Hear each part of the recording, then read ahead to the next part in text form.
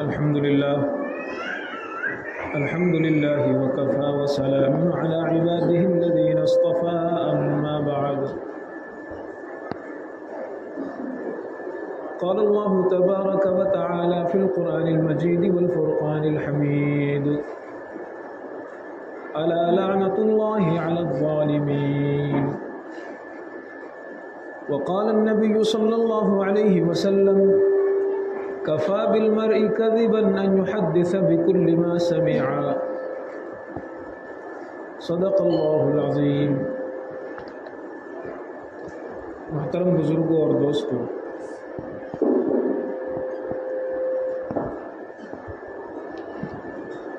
ہم اور آپ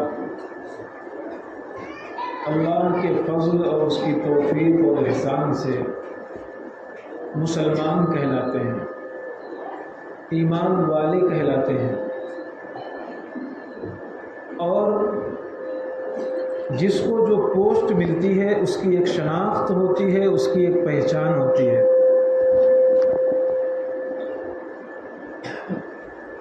کوئی آرمی میں ہے تو اس کی وردی دیکھ کر ہر سمجھنے والا سمجھ جاتا ہے کہ یہ آرمی جوائنٹ ہے اور یہ فوجی ہے۔ پولیس کا لباس دیکھ کر ہر آدمی سمجھ جاتا ہے، کسی کو بتانے کی ضرورت نہیں ہوتی کہ یہ پولیس والا ہے۔ ٹریفک پولیس کا نظام الگ ہوتا ہے اور اس کا لباس دیکھ کر کے آدمی سمجھ جاتا ہے کہ یہ ٹریفک پولیس ہے۔ مائک کا تھوڑا سا ایشو ہے۔ اسی طرح ہر شخص ایک عورت کا لباس ہے۔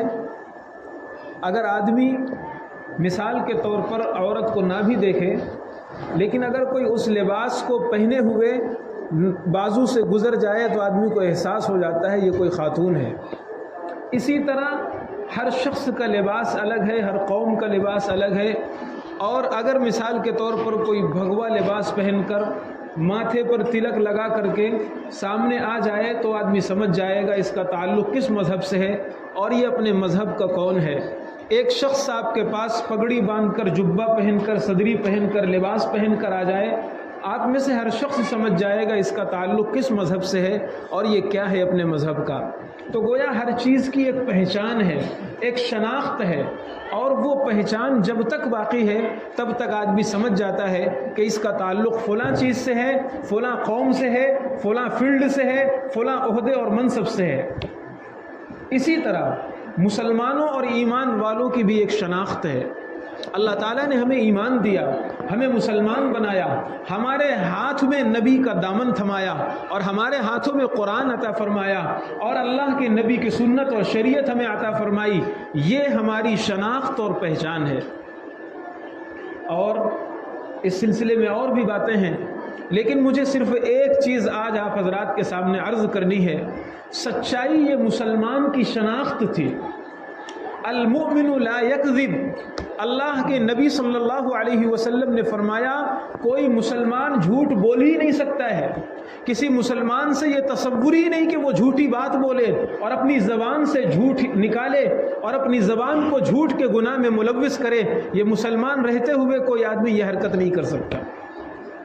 ایک مرتبہ اللہ کے نبی صلی اللہ علیہ وسلم سے پوچھا گیا، یا رسول اللہ مومن بزدل ہو سکتا ہے؟ آپ نے فرمایا ہو سکتا ہے۔ پیدائشی طور پر کچھ بہادر پیدا ہوتے ہیں اور کچھ اپنے اعتبار سے بزدل پیدا ہوتے ہیں، ہو سکتا ہے۔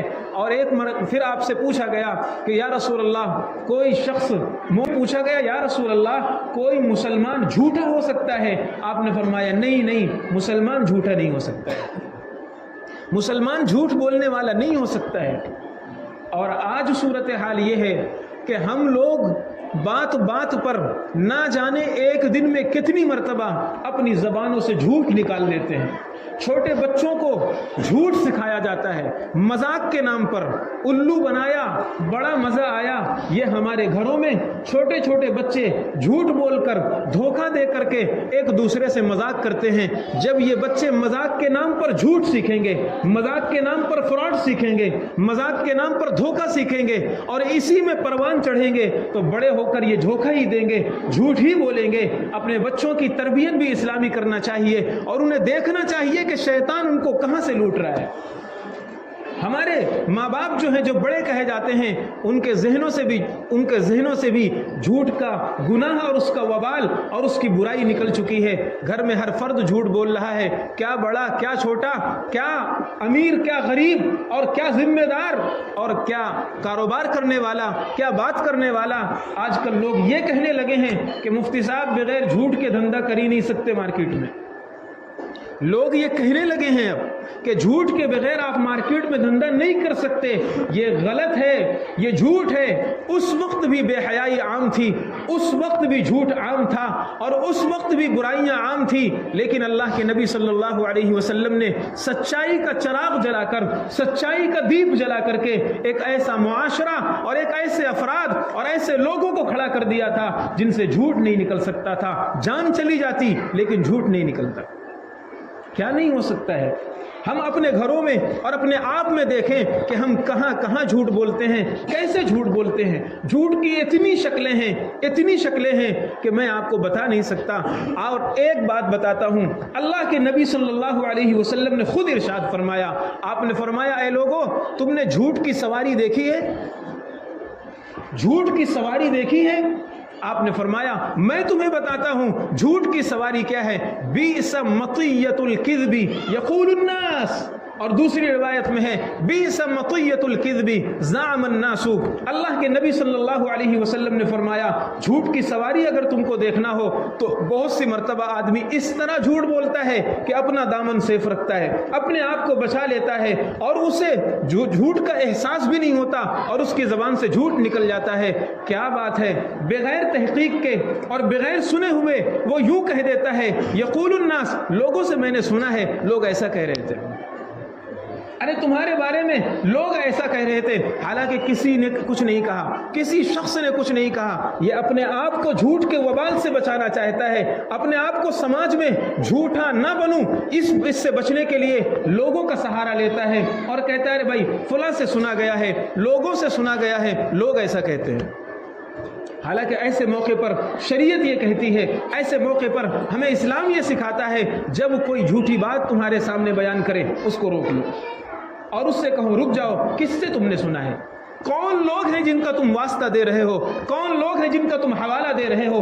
کون وہ لوگ ہیں جن کے بارے میں تم کہتے ہو یقول الناس، لوگ ایسا کہتے ہیں، لوگوں سے میں نے سنا ہے؟ وہ دو چار لوگ تو پیش کرو جن سے تم نے سنا ہے۔ اگر آدمی اس طرح تحقیق کرنے پر آ جائے، حالانکہ اللہ کا قرآن کہتا ہے، ہمارے نبی کی سیرت اور صحابہ کا پورا عملی نمونہ ہمیں یہ بتلاتا ہے کہ نبی پاک صلی اللہ علیہ وسلم کو حکم دیا گیا اے ایمان والو ان جاءکم فاسق بنبأ فتبینوا، اگر اس طرح کوئی بھی آدمی تمہارے پاس کوئی بات لے کر آئے، کوئی میسج لے کر آئے، کوئی بات تمہارے بارے میں کہے، کسی اور کے بارے میں کہے، ایسے موقع پر کوا کان لے گیا یہ نہیں کرنا چاہیے، کان دیکھنا چاہیے موجود ہے بھی یا نہیں ہے۔ کہہ دیا کسی نے، کسی کے بارے میں کہہ دیا، بس ہم نے آمنا و صدقنا، جیسے جبریل امین نے کہا ہو، جیسے کوئی وحی ہو، جیسے کوئی یقینی بات ہو۔ حالانکہ بعض مرتبہ آدمی سے غلطی بھی ہوتی ہے اور بعض مرتبہ غلط فہمی بھی ہوتی ہے۔ دو وجہوں سے معاشرے میں برائیاں پھیلتی ہیں، ایک غلطی کی وجہ سے اور ایک غلط فہمی کی وجہ سے۔ آدمی کچھ ہے اور سامنے والے نے کچھ سمجھا اور اپنے الفاظ دیے اور اپنا انداز دیا اور اس کو فارورڈ کر دیا، دوسرے کو جب پہنچا وہ میسج پہ میسج، بات اتنی تھی اور اتنی بنا کر معاشرے میں پھیلا دی گئی۔ یہی ہوتا ہے گھروں میں جو لڑائیاں چل رہی ہیں اور گھروں میں جو دل خراب ہیں لوگوں کے اور ایک دوسرے سے نہیں نبھ رہی، اس کے پیچھے بہت بڑا جھوٹ کا ہاتھ ہے۔ ماں نے مثال کے طور پر بہو کو کوئی بات کہہ دی، ساس نے بہو کو کوئی بات کہہ دی، اب جب رات میں شوہر آیا، بہو نے ساس کی اور اپنی ساس کی اتنی سی بات کو اتنا بڑھا چڑھا کر کے اپنے شوہر کے کان میں کھسکھسا دیا۔ شوہر بھی بیچارہ، بیوی کا غلام، اسے یہ توفیق نہیں ہوئی کہ صبح ہونے کے بعد اپنی ماں کو بٹھائے، والدہ کو بٹھائے، بیوی کو بٹھائے اور کہے دیکھو دل خراب نہیں کرنا چاہیے، آپ کیا کہہ رہے تھے، والدہ نے کچھ تم کو کہا تھا، رات میں مجھ سے کیا کہہ رہے تھے ذرا بتاؤ۔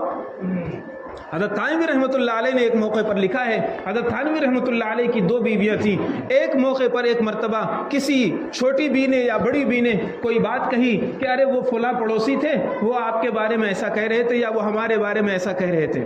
حضرت تھانوی رحمۃ اللہ علیہ ایک دم خاموش ہو گئے، آپ نے اس موقع پر کچھ نہیں فرمایا۔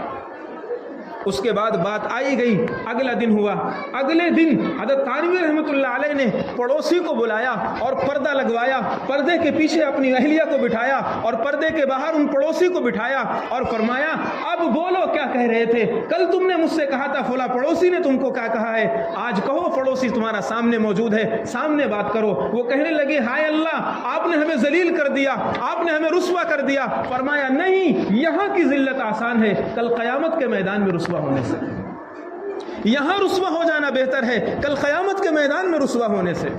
آج جو گھروں میں دل پھٹے ہوئے ہیں اس کے پیچھے بہت بڑا ہاتھ یہ لمبے چوڑے جھوٹ کا ہوتا ہے۔ کسی نے کچھ کہہ دیا، کسی نے کچھ کہہ دیا اور ہم نے اس کو مان لیا۔ مسلم شریف کے اندر ایک حدیث لکھی ہوئی ہے، میں نے خطبے میں اس کو پڑھا ہے، اللہ کے نبی صلی اللہ علیہ وسلم نے بڑی پیاری بات ارشاد فرمائی، فرمایا کفا بالمرء کذبا ان یحدث بکل ما سمع۔ آدمی کے جھوٹا ہونے کے لیے یہی کافی ہے، ہر میسج کو فارورڈ کرتا رہے، ہر میسج کو فارورڈ کرے، ہر بات کو نقل کر دے، جو بھی سنا دوسروں سے کہہ دے۔ تحسبونہ ہینا وہو عند اللہ عظیم۔ کسی کے بارے میں زبان کھول دینا تم نارمل سمجھتے ہو، تم بنیادی بات سمجھتے ہو، تمہارے نزدیک اس کی کوئی ویلو نہیں ہے۔ اللہ فرماتا ہے وہو عند اللہ عظیم، چھوٹی چھوٹی باتوں سے عرش بھی ہل جاتا ہے۔ کسی کے بارے میں کوئی بات سن لیا، پہلے تو اپنے اندر جگر پیدا کرو، کوئی بات کسی کی معلوم ہو جائے، کسی کا کوئی عیب معلوم ہو جائے، اللہ کے پیغمبر نے سلیقہ سکھایا ہے، فرمایا من ستر مسلمن، جو کسی مسلمان کے عیب کو چھپا لے، کوئی گندی بات معلوم ہو گئی، کوئی غلط بات معلوم ہو گئی، کوئی اس کی غلطی معلوم ہو گئی، ایسے موقع پر پہلی کوشش یہ ہونا چاہیے چلو جانے دو، اس کو نرمی سے بعد میں سمجھا دیں گے، اس کے راز کو فاش نہیں کریں گے، اس کو رسوا نہیں کریں گے، اس کو ذلیل نہیں کریں گے، اور اسے بھائی سمجھ کر کے، اپنا ہمدرد اور غمخوار بھائی سمجھ کر کے اس کو سمجھا دیں گے۔ اگر موقع نہ سمجھانے کا، نہیں تنہائی میں اس کے لیے ہاتھ اٹھا کر دعا مانگ لیں گے۔ 2-4 کانوں کو خراب کرنا، 2-4 دلوں کو خراب کرنا، 2-4 لوگوں سے کہہ دینا، اس سے بہتر ہے اس رب العالمین سے کہو جس کے قبضے میں سارے دل ہیں، جس کے ہاتھ میں لوگوں کے قلوب ہیں۔ کہو اس اللہ سے اے اللہ میرا فلاں بھائی ہے، میں نے اسے یہ جرم کرتے ہوئے دیکھا ہے، قلوب آپ کے قبضے میں ہیں، اے پروردگار آپ تو کفر کی سیاہی ختم کر کے اسلام دل میں ڈال دیتے ہیں، یہ گمراہی ختم کر کے، یہ معصیت ختم کر کے، یہ گناہ ختم کر کے اس کے سینے میں ہدایت کا نور ڈال دیجئے، کہہ کر دیکھیے اپنے رب سے کیسے بدلتا ہے وہ۔ لیکن ایسے موقع پر ایک مسلمان کی شان ہم بھلا دیتے ہیں، ایک ذمہ دار مسلمان کی شان ہمارے اندر سے نکل جاتی ہے۔ اور ایک بات ہم نے سنا، بعض لوگ تو ایسا ہیں ویڈیو بناتے ہیں تاکہ اس ویڈیو کو وائرل کریں گے اور اس کو رسوا کریں گے، ذلیل کریں گے۔ یاد رکھیے اللہ اکبر، جس طرح آپ اپنے بھائی کے ایک عیب کو جانتے ہیں، اللہ تعالیٰ آپ کے 1000 عیبوں کو جانتا ہے۔ جس طرح ایک ویڈیو وائرل کر کے آپ اپنے بھائی کو رسوا کرنا چاہتے ہیں، خدا اگر چاہے تو آپ کو بیڈ روم کے اندر، سمندر کی تہوں کے اندر بھی رسوا کر سکتا ہے۔ یاد کیجیے اپنا ماضی، بالغ ہونے کے بعد سے، شعور کی آنکھیں کھولنے کے بعد سے اب تک کتنے جرم تم نے کیے ہیں، کتنے پاپ ہم نے کیے ہیں۔ اگر اللہ تعالیٰ ان پاپوں کو اچھال دے، اگر اللہ تعالیٰ ان رازوں کو کھول دے، اگر اللہ تعالیٰ رات کی تاریکی میں کیے ہوئے ان گناہوں کو اچھال دے، کوئی ہمیں سلام کرنے والا نہ ملے، کوئی ہمارے ہاتھ ملانے والا نہ ملے، کوئی ہمیں دیکھنے والا نہ ملے، آنکھیں ڈالنے والا نہ ملے، لیکن اس رب نے ہمارے گناہوں کو صرف نہیں چھپایا، عزت کی چادر بھی اسی طرح بڑھاتا رہا، ستاری کی چادر بھی اسی طرح دبیس کرتا رہا۔ ہمارا کھانا نہیں بند کیا، لقمہ نہیں چھینا، لباس نہیں اتارا، پانی کا گھونٹ نہیں چھینا، عزت اسی طرح، شہرت اسی طرح، نام اسی طرح، مسجدوں میں آنے پر بینڈ نہیں لگایا، صف اول کے نمازی سے ہم کو نہیں نکلوایا، سارے احسانات خدا کرتا رہا۔ اور ہم کیسے انسان ہیں، कैसे उसको रब कहने वाले हैं, अपने भाई की एक गलती पकड़ लेते हैं, एक गुनाह देख लेते हैं, एक जुर्म देख लेते हैं, आपे से बाहर हो गए, मजमे में कहते हैं, दोस्तों से कहते हैं, घर वालों को कहते हैं, रिश्तेदार को कहते हैं, वीडियो बनाते हैं, मैसेजेस करते हैं, मकसद ये होता है इसे रुस्वा कर दे, जलील कर दें। बुजुर्गों और दोस्तों, ये तरीका इस्लाम का नहीं है। अल्लाह के पैगंबर ने फरमाया, मन सतरा मुस्लिमन, किसी मुसलमान के ऐब को देखकर अगर चश्म अपनी झुका लो, निगाहें अपनी झुका लो, ऐब उसका छुपा लो, सतरहुल्लाहु यौमल क़ियामा, कल क़यामत के मैदान में अज आदम ता ईसा और इला यौमिल क़ियामा सारी इंसानियत के सामने खुदा रुस्वा होने से तुम्हें बचा लेगा। कितनी बड़ी बात है ये, कितनी बड़ी चीज़ है। हम रोज़ाना थोड़े थोड़े मौके पर ऐसी चीज़ें हमारी पेश आती रहती हैं। बहरहाल बात दूसरी तरफ घूम गई। मैं अर्ज़ ये कर रहा था कि मुसलमानों और बुज़ुर्गों और दोस्तों, आजकल ऐसी सूरत हाल है कि बात बात पर झूठ बोलने को हिमाकत नहीं समझा जाता, झूठ बोलने को हुनर समझा जाता है। और याद रखिए, जब तक आदमी गुनाह को गुनाह समझता रहेगा, जब तक जुर्म को जुर्म समझता रहेगा, जब तक पाप को पाप समझता रहेगा, एक न एक दिन उसे तौबा की तौफीक हो जाएगी, एक न एक दिन वो अपने भटके हुए घर की तरफ वापस आ जाएगा।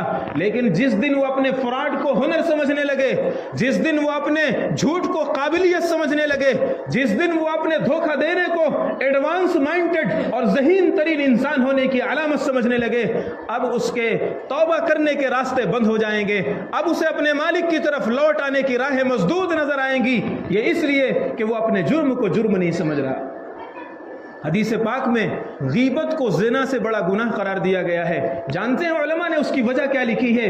वो यही वजह लिखी कि ज़िना करने वाला ज़ानी आम तौर पर बिलउमूम जब ज़िना करता है बाद में पछताता है, ये मैंने क्या कर लिया, ये मुझसे क्या हो गया, मैंने दुनिया का फाहिशा मख्तम वसा सबीला, जिसे कुरान ने बदतरीन गुनाह करार दिया, मैंने उसका इर्तिकाब कर लिया। नदामत उसके अंदर मौजज़न होने लगती है, जज्बात नदामत उभरने लगते हैं। अल्लाह के पैगंबर ने फरमाया, एक तो ये जिना करने वाला हुआ, लेकिन एक गीबत करने वाला इंसान, क्या नमाजी, क्या परहेजगार, क्या बुरा, क्या अच्छा, क्या छोटा, क्या बड़ा, हर घर में गीबत का बाजार गर्म है, लेकिन जरा सा एहसास नहीं होता कि हमने गुनाह किया है।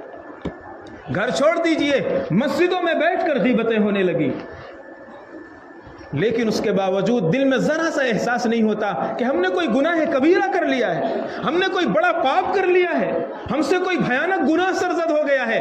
याद रखिए, ज़ानी अपने गुनाह से तौबा कर लेगा इसलिए कि उसके दिल में एहसास गुनाह बाकी है, नुकसान होने का एहसास बाकी है। लेकिन जो जिस्म सुन हो चुका है, जिस पे इंजेक्शन का एहसास नहीं रहा, अब उसे ऑपरेशन की खबर नहीं होगी।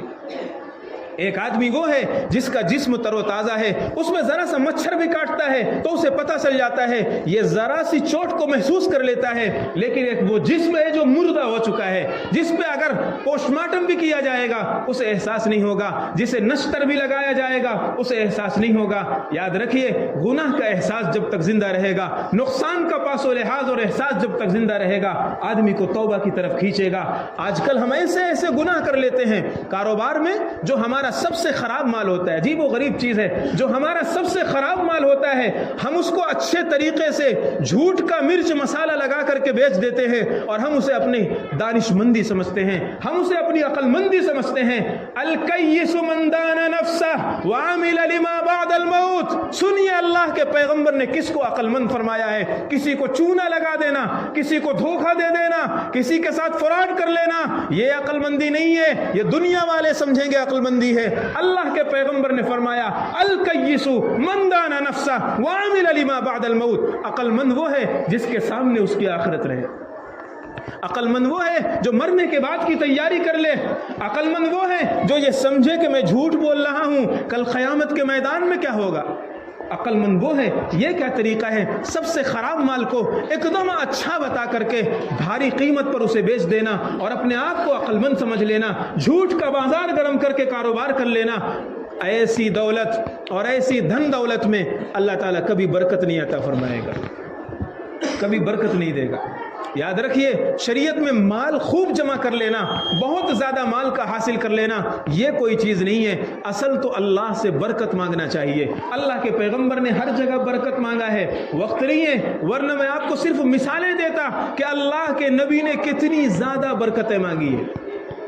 دسترخوان, ابھی تھوڑی سی بات بتاتا ہوں تاکہ پتہ چلے کہ کیا چیز ہے, مانگنے کی چیز کیا ہے اور ہم کس کے پیچھے لگے ہوئے ہیں. دسترخوان جب سجایا جائے اور کھانا لا کر رکھ دیا جائے, اللہ کے نبی نے اس وقت برکت مانگی, اللہم بارک لنا فیما رزقتنا وقنا عذاب النار. یہ جو کھانا دیا جا رہا ہے اے اللہ اس میں برکت عطا فرما. پھر جب کھانا شروع ہو رہا ہے بسم اللہ وعلی برکت اللہ, اللہ کی برکت کا سوال کر کے پیغمبر کھانا کھا رہے ہیں. جب کھانے سے فارغ ہو رہے ہیں اللہم بارک لنا فیہ وابدلنا خیرا منہا واطعمنا خیرا منہ, اے اللہ اس میں برکت عطا فرما. کھانا شروع کرنے سے پہلے برکت مانگا, کھانا اسٹارٹ کرنے کے وقت برکت مانگا, کھانے سے فارغ ہونے کے بعد برکت مانگا, دسترخوان اٹھایا جانے لگا برکت مانگا, الحمدللہ حمدا کثیرا طیبا مبارکا. اے اللہ برکت والا کھانا, برکت والی حمد. پوری زندگی آپ نے برکت مانگی, پوری زندگی برکت مانگی. نکاح ہو رہا ہے, شادی ہو رہی ہے, شادی کے موقع پر اہل عرب مبارکبادی دیا کرتے تھے بالرفاء والبنین, اولادیں بھی خوب ہوں. اللہ کے نبی نے اس جملے کو بدل دیا, فرمایا برکت کی دعا دیا کرو, بارک اللہ لکا وبارک علیکا وجمع بینکما فی خیر. تیرے اندر بھی برکت ہو, تیری بیوی کے اندر بھی برکت ہو, خاندانوں میں بھی برکت ہو. خدا نے نبی نے برکت کا سوال, شادی ہو رہی ہے برکت کی دعا, جب بیوی کے پاس جائے اللہم بارک لی اہلی وبارک لنا فی اہلی, برکت کا سوال. اس کے بعد بچے کی ولادت ہو برکت کا سوال, مبارکبادی دینے والا برکت کا سوال. پوری زندگی نبی نے برکت مانگی. یہ سکھایا ہے اس لیے کہ برکت اسے کہا جاتا ہے کہ آدمی کی زندگی لائف اور سکون سے کٹ جائے, یہ برکت ہے, یہ برکت ہے. ورنہ میں نے بتایا تھا آپ لوگوں کو کسی ہفتے 10 لاکھ روپے تنخواہ ہے ایک مہینے کی, 10 لاکھ روپے ایک مہینے کی تنخواہ اسی انڈیا میں, کہیں باہر کی بات نہیں کر رہا ہوں. اور بیوی بیوی کے تعلقات یہ ہیں, نکاح کو 14 سال ہونے کے بعد بیوی کہتی ہے مفتی صاحب مجھے اس مرد کے ساتھ نہیں رہنا, مجھے طلاق چاہیے. زندگی اجیرن ہو چکی ہے, نہ شوہر کو سکون ہے, نہ عورت کو سکون ہے, نہ بچے کو سکون ہے. یہ ہے برکت کا اڑ جانا. برکت گاڑی بنگلے میں نہیں رکھی, برکت مال و دولت میں نہیں رکھی, برکت نام ہے سکون کا جو اللہ کی طرف سے ایک تحفہ ہوتا ہے.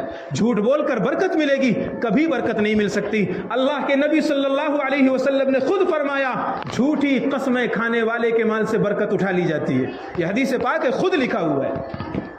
اس لیے مسلمانوں, بزرگوں اور دوستوں, ہمیں ہمارے نبی نے کچھ سکھلایا ہے, ہمیں ہماری شریعت نے کچھ بتلایا ہے, ایک مسلمان کے جینے کا طریقہ سکھلایا ہے. جھوٹ بول کر کے جو مال کمایا جائے, جھوٹ کے ساتھ جو مال کمایا جائے, اس میں برکتیں نہیں آئیں گی. اس میں مقدمات کے پیچھے آدمی پھنسے گا, ہاسپٹل کے چکر لگائے گا, وکیلوں کے فیس بھرے گا, ڈاکٹروں کی فیس بھرے گا اور پریشان حال زندگی گزارے گا. برکت اللہ تعالیٰ اس سے چھین لیں گے, سکون چھین لیں گے. کہنے کے لیے 1 لاکھ کی تنخواہ ہوگی لیکن پریشانیاں اس کا مقدر بن چکی ہوں گی. اس لیے جھوٹ نہیں بولنا ہے, بچوں کو جھوٹ نہیں سکھانا ہے, بچوں کو دھوکہ دینا نہیں سکھانا ہے, کڑی نگاہ رکھنا ہے کہ کڑی نگاہ رکھنا ہے. ہمارے بچے جھوٹ تو نہیں سیکھ رہے ہیں. بس ایک چھوٹی سی بات بتا کر بات ختم کرتا ہوں. آپ نے نام سنا ہوگا اورنگزیب رحمۃ اللہ علیہ کا, نام سنا ہوگا. اورنگزیب رحمۃ اللہ علیہ ہندوستان کے بڑے عجیب و غریب بادشاہ, ولی اللہ صفت بادشاہ گزرے ہیں. ان کے استاد تھے ملا جیون رحمۃ اللہ علیہ. بہت بڑے آدمی تھے اور بڑے مصنف تھے اور اللہ والے تھے. انہوں نے کتاب بھی لکھی ہے. تو اورنگزیب عالمگیر رحمۃ اللہ علیہ کو کہیں سفر پر جانا ہوا تو انہوں نے سوچا اپنا نائب کس کو بناؤں, یہاں حکومت کے تخت پر کس کو بٹھاؤں, کسی اور کو بٹھا دیتا ہوں, کہیں خلفشار نہ ہو جائے, کہیں معاملات خراب نہ ہو جائیں. انہوں نے ملا جیون رحمۃ اللہ علیہ کو لا کر کے بٹھا دیا اور فرمایا یہ رجسٹر ہے, جو بھی خرچ ہوتا رہے شاہی خزانہ ہے, آپ خرچ کرتے رہے اور حساب اس میں لکھتے رہیں. وہ اسی طرح 40 دن کا تقریباً وقفہ تھا. جب لوٹ کر آئے امام اورنگزیب رحمۃ اللہ علیہ تو رجسٹر دیکھا انہوں نے, سارے حساب صاف تھے لیکن ایک بڑا اماؤنٹ, ایک بڑی رقم لکھی ہوئی تھی اور اس رقم کے آگے جو وجہ لکھی ہوئی تھی وہ عجیب و غریب تھی. ان کو سمجھ میں نہیں آیا. اس میں لکھا ہوا تھا اتنے 1000 روپے پل بھاگ رہا تھا, اس پل کو پکڑنے کے لیے اور اس پل کو لانے کے لیے یہ رقم خرچ ہوئی ہے. وہ اورنگزیب رحمۃ اللہ علیہ 3 دن تک رجسٹر دیکھتے رہے، سوچتے رہے یا اللہ یہ پل بھاگنے کا مطلب کیا ہے۔ اچھا ملا جیون رحمۃ اللہ علیہ ان کے استاد بھی تھے، اس لیے پوچھنے کی ہمت نہیں ہو رہی تھی کہ حضرت یہ پل بھاگنے کا کیا مطلب ہے اور کیسے پل بھاگا اور اتنا بڑا اماؤنٹ اس پر خرچ کیسے ہوا۔ بہرحال ہمت کر کے، چونکہ شاہی خزانہ تھا، اورنگزیب کی جاگیر نہیں تھی، اس لیے امام اورنگزیب رحمۃ اللہ علیہ نے استاد محترم سے بہت ادب کے ساتھ پوچھا کہ حضرت سارے حساب بالکل سمجھ میں آ گئے، ایک بات نہیں سمجھ میں آ رہی۔